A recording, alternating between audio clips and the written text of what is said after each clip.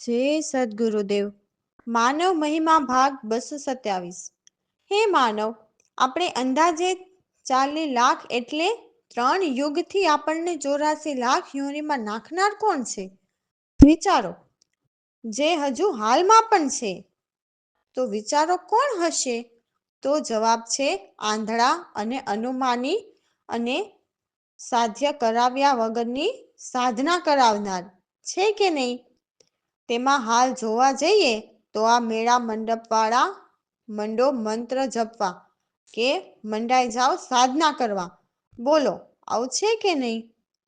આ બધા મનોવિજ્ઞાન પ્રયોગ કરાવનારાઓ, મનને શાંત કરાવનારાઓ, પણ પરમાત્માના સત્યજ્ઞાનીઓ કહે છે કે આ મન માયાનો ખેલ છે. તેમાં મન ક્યારેય શાંત પડે નહીં. જો મનને મારીને મેંદો કરાવનાર કોઈ મળે અને ભિન્ન ભિન્ન રીતે સમજાવે અને મન અને માયાના ખેલ ક્યાંથી પ્રગટ થયો તે પ્રગટને નિરખાવે અને તેથી પર મનાતીતના દર્શન કરાવી અને સાધના કરાવે તો મન અમન થાય. બાકી કરોડ પ્રયોગ કરો પણ મન અમન થાય જ નહીં. હે માનવ, હવે તો સમજો. આ દેવોના લોકમાંથી મુક્તિ મેળવવા 3 યુગ વીતી ગયા અને તમને આંધળા રોકી રહ્યા છે. વિચારો. જુઓ, કબીર સાહેબની 42 પરમાત્માના જ્ઞાનની પેઢી જે છેલ્લે સત્તાર સાહેબ સુધીની થઈ. તો એવા સત્ય પરમાત્માના જ્ઞાનની વાત કોઈક માન્યા તે આ દેવોના બંધન જ્ઞાનમાંથી છૂટ્યા. બોલો, સાચું છે કે ખોટું? આ છતાં સાહેબ પછી જ્ઞાન લુપ્ત હતું. તો હે માનવ, જાગો, નહીંતર તમારો મનુષ્ય દેહ એળે જશે અને પાછા અવતારી દેહધારીના ધર્મમાં ફસાઈ અને પાછા દેવોની બનાવેલ 84 લાખ યોનિમાં જન્મ મરણમાં ફસાયા. મનન કરો રામ ભરોસે. હે માનવ, સત્યજ્ઞાની સદગુરુના શરણા લ્યો અને પૂરી શ્રદ્ધા અને વિશ્વાસ સદા ચિત્ત ધરીને ભક્તિ લ્યો. હે માનવ, અભિમાન ક્યારેય ન કરવા. વિવેક, વૈરાગ, સમાધિ, સંતતિ રાખી ચિત્તમાં મુમુક્ષુતા ધરવી એટલે સત્ય આત્મજ્ઞાન જાણવા હંમેશા હોશિયાર રહો, ઉત્સુક રહો. તન મન ધનથી સદગુરુ સંતોની સેવા કરી, શાસ્ત્ર શબ્દ વિવેચન હિતથી સત્સંગ શ્રવણે સાંભળવા, નિત્ય સંતોના શાસ્ત્ર સાધન મનન કરી ગુરુ સન્મુખ રહીને ગુરુના ચરણે સદાય રહેવું. જો અડગ નિશ્ચયથી નિધિધ્યાસન કરવાથી પૂર્ણ સંસારના પૂર્ણ ફિકરના ફંદા મટે છે. વેદ સંત ગુરુ સિદ્ધાંતથી સંશય શોક ભાગે છે. તો સદગુરુ સંત આપણા ભવના બધા જ બંધન કાપે તો સદગુરુ સંતના આશીર્વાદ લઈને તરવું. તો એવા અમારા સદગુરુ પ્રવીણરામ મંગલમય દાતા એટલે સૌ જીવોનું ભલું કરનાર છે. તો કે છે કે સત્ય વસ્તુ મળી જાય પછી જીવનમાં ક્યારેય ન ડરવું. જય સદગુરુદેવ. હે ભક્ત લિયો ગુરુના શરણા, ભક્ત લિયો ગુરુના શરણા. શ્રદ્ધા વિશ્વાસ સદા ચિત્ત ધરો, અભિમાન ક્યારે ન કરવા. ભક્ત લિયો ગુરુના શરણા.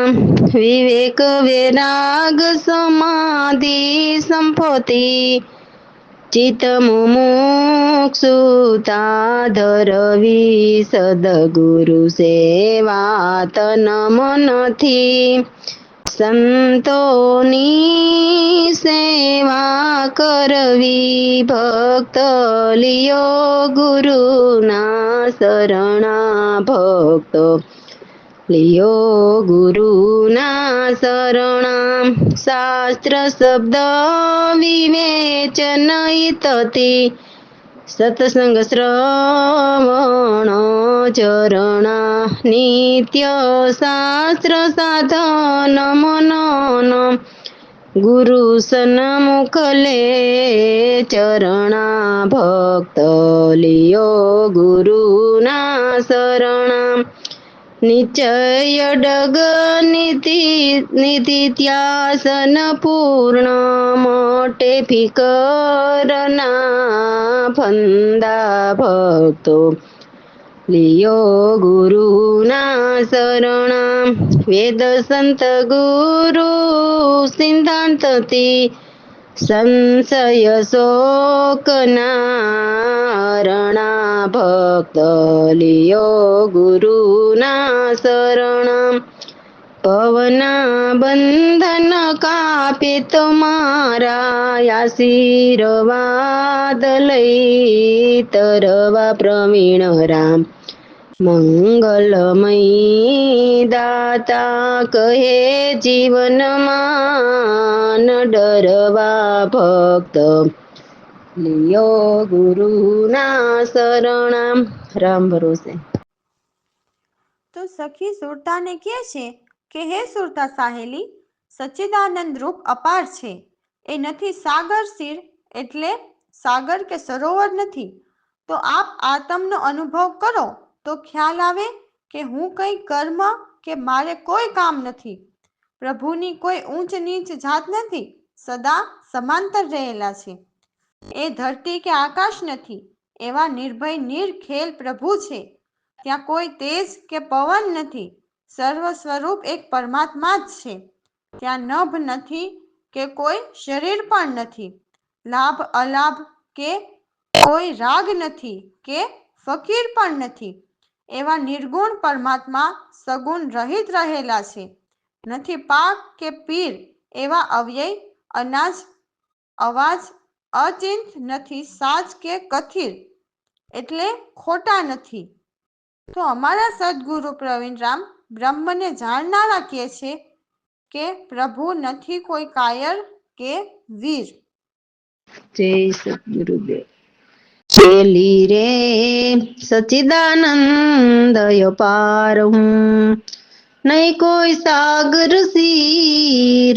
પેલી રે સચિદાનંદ અપાર હું આત્મનુભવ આપ હું નહીં કોઈ કર્મ કામ ઊંચ નીચ નહીં જાત નહીં કોઈ ધરતી ધીર. હેલી રે સચિદાનંદ અપાર હું નિર્ભય નિર્લેખ હું નહીં કોઈ તેજ સમીર.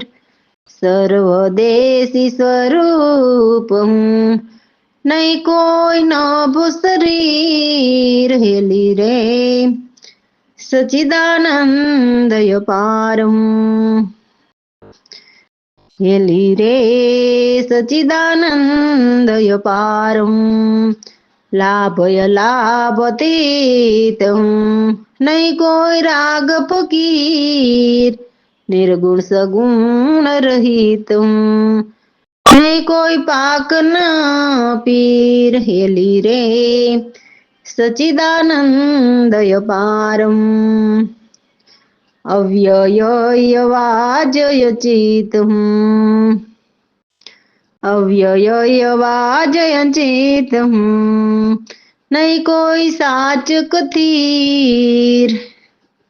હેલી રે સચિદાનંદ અપાર હું પ્રવીણ રામ કહે યમાપ હું નહીં કોઈ કાયર વીર. હેલી રે સચિદાનંદ અપાર હું નહીં કોઈ સાગર શીર.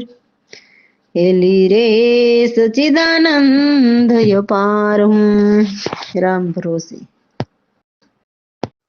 તો અમારા સદગુરુએ અમને બ્રહ્મના વિચાર કીધા. બ્રહ્મ વિચાર એટલા અપારા છે કે એમના ગુણ ગાતા અંત જ ન આવે. તો બ્રહ્મના વિચાર કોણ કહી શકે?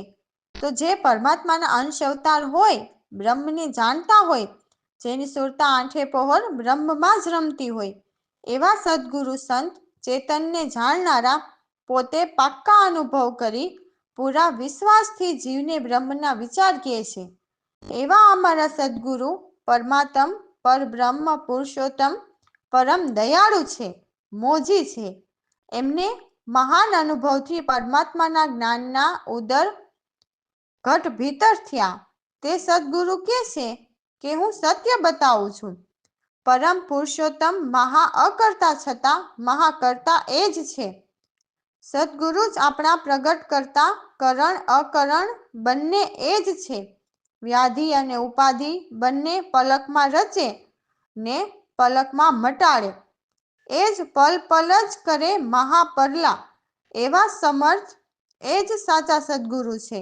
ઉપજાવનાર અને વિસરાવનાર. અતિ પ્રવીણ દાતા અમારા સદગુરુ પ્રવીણરામ છે. એટલે પરમાત્મા કદી ઉપજે નહીં કે વિસરે નહીં. એવા અનાદિ રીતે અમારા સદગુરુ સૌના જ્ઞાતા એટલે સૌ જીવને સાચું જ્ઞાન આપીને સદા સૌની સાથે સમાન ભાવે રહે છે. સદગુરુમાં કોઈ ભાવ અભાવરૂપ નથી. તો સદગુરુ બ્રહ્મની અવિગત ગતિ કહે છે, જ્યાં કોઈની મતિ ન પહોંચે. એક જ પરમાત્માના વિવિધ વાક્ય કહે અને છૂટી રીતે સમજાવે, જેનો સાર એક જ નીકળે, જેથી આપણને અનુભવ થાય કે આપણાથી સદગુરુ પરમાત્માથી ન્યારા નથી. સાચા બોધ સ્વરૂપ અજન્મા આત્મ છે. એવી શુદ્ધ સ્વરૂપ અજન્મા આત્મ સાક્ષાત વાણીમાં બોલે છે. સદા ઉદ્યોત એટલે સદગુરુ સદા નિસ્વાર્થ ભાવે મહેનત કરીને જીવોને સુચેત એટલે સત્ય સમજાવવા સર્વગત રહે છે. તો અમારા સદગુરુ પ્રવીણરામ એ જ અમારા સાચી વાણી છે. જય સદગુરુદેવ. હે એવા બ્રહ્મના વિચાર પારા, ચેતન જાણ જણાવી ચેતન, ચેતન જાણો નહારા. હે એવા બ્રહ્મના વિચાર પારા, પરમાત્મ પરબ્રહ્મ પુરુષોત્તમ, પરમ દયાળુ મોજી.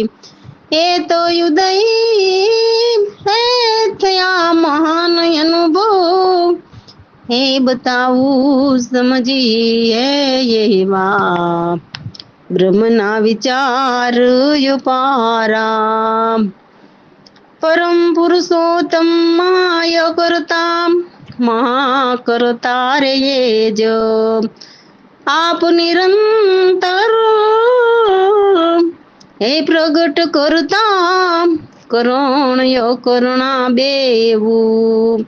હે એવા બ્રહ્મના વિચાર પારા, વ્યાધિ અને સમાધિ આદિ રચે પલકમાં કઈ, પલ પલ માં જ કરે હે મહાપુરલા. એવા સમર્થ એ છે. એવા બ્રહ્મના વિચાર પારા, ઉપજાવનાર વિસરાવન હારા, અતિ પ્રવીણ એ દાતા. આપ કદી ઉપજો નહીં, વિસરો નહીં, રહો સોય નાદિ જ્ઞાતા. હે એવા બ્રહ્મના વિચાર પારા, નથી કોઈ ભાવ અભાવ રૂપ એ ચેતન આપયો સંગી. હે એવા બ્રહ્મના વિચાર પારા, અવિગત ગતિ બ્રહ્મની કહીએ, મતિ ના પહોંચે ત્યાં. વિધ વિધ વાક્ય કહે છૂટા, લાગે નહીં રે ન્યારા. હે એવા બ્રહ્મના વિચાર પારા, બોધ સ્વરૂપ યજન્માયા તો શુદ્ધ સાક્ષાત વાણી. સદા યુદ્ધોત સુચેત સર્વગત, પ્રવીણ રામ એ જવાણી. હે એવા બ્રહ્મના વિચાર પારા. રામ ભરોસે. તો જુઓ, અમારા સદગુરુ કહે છે કે હે સાધુભાઈ, તમને એવા સિદ્ધાંત બતાવું કે કેને સિદ્ધાંત કહેવાય. તો જે 4 વેદ એ અમારી શાખા શું છે તેવે કેવી રીતે પ્રગટ છે તે આવીને કોઈ કહે એ જ સત્ય છે. તો સદગુરુ કહે છે, હું એ પ્રગટને કહું છું કે ક્યાં ઘરના વેદ અને 4 શાખા છે, તો તે સોહમ ઘરના છે અને એ બધું એક પરમાત્મા થકી જ છે. પરમાત્મા અતિ અનંત અલાગ સદા સ્વતઃ પ્રકાશિત છે. આદિ અંત કે એના કોઈ મધ્ય નથી. એ તો સદાય અચલ અસ્થાયી ઠીક ઠેકાણે રહે છે. એ જ વિધિ નિષેધ બંને ભાવના સ્થાયી સર્વ ઉપાય છે. છતાં પ્રભુની જાણ એનાથી છાની. એટલે એ ગ્રહે ત્યજે કશું જ નહીં. સારી વિધિ નિષેધ ઉપાય એ બંને ભાવના સ્થપાય છે. એથી પરમાત્માની જાણ છાની છે. એ વિધિ નિષેધ કે ભાવ ક્ષેત્રમાં આવે નહીં. એ સર્વ કલ્પના માત્રને જાણી રહ્યા છે. અંદર બહાર એ જ છે. એક જ પ્રભુ અકળ છે, જેની ગમ કોઈને લાગે નહીં. અમારા સદગુરુ પ્રવીણરામ કહે છે કે પરમાત્મા સ્વરૂપ નિજ ચેતન છે, જેથી કોઈની ગમ ત્યાં નથી લાગતી. તો દાસલાલ કહે, હું અનાદિ ઘરનો આત્મા છું. એ મને મારા સદગુરુએ સારો સાર બતાવ્યો. રામ ભરોસે. જય સદગુરુદેવ. સાધુભાઈ એ સિદ્ધાંત કહીએ, 4 વેદ મારી શાખા, પ્રગટ પુકારે આવી. સાધુભાઈ એ સિદ્ધાંત કહીએ, હું જયતી અનંત લાગ સ્વત પ્રકાશ સદાય, આદિ અને અંત મધ્ય નહીં મારા, રહું અચલ સ્થાય. સાધુભાઈ કે સિદ્ધાંત કહીએ, હું જ વિધિ નિષેધ ઉપાય, બેઉ ભાવના સ્થાય. સાધુભાઈ એ સિદ્ધાંત કહીએ, મારી જાણે નાથી છાની, ગ્રહ ત્યજુ નહીં કોઈ. સાધુભાઈ એ સિદ્ધાંત કહીએ, વિધિ નિષેધ ભાવ ક્ષેત્રના આવે હોઈએ નહીં. એ કલ્પના કેવા માત્ર, જાણી રહ્યો છું એની અંદર. સાધુભાઈ એ સિદ્ધાંત, સાધુભાઈ એ સિદ્ધાંત કહીએ, હું જે અકળગમ લાગે નહીં રે, પરમાત્મા સ્વરૂપની જ પ્રવીણ રામ. હું દાસલાલ અનાદિ, મારો સાર બતાવ્યો. સાધુભાઈ એ સિદ્ધાંત કહીએ. રામ ભરોસે.